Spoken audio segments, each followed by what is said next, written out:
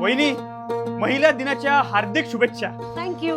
आजपासून मी सुद्धा ठरवलंय, मी आजपासून फेमिनिस्ट होणार. अरे वा, कमाल. पण काय असतं रे हे फेमिनिस्ट होणं म्हणजे? वर्षानुवर्ष लेडीज लोकांवरती ना अन्याय होत आलाय, तो आता मी दूर करेल. सॉलिड यार. तू जेवला नसशील ना?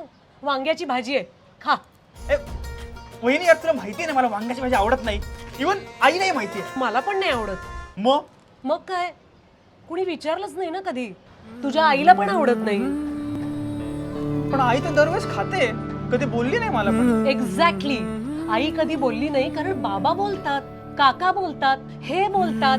आम्हाला सगळे फक्त गृहीत धरतात. हे गृहीत नका धरू प्लीज. आम्हाला आमचं काहीतरी मत असतं हे समजून घेण्यापुरतं फेमिनिस्ट व्हा. मारी पण बरोबर आहे ग वहिनी.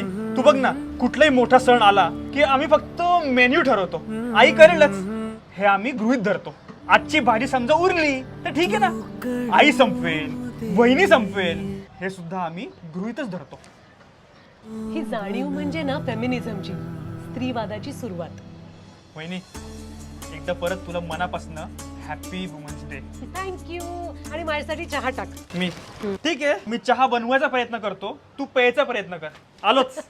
सरसुखाची श्रावणी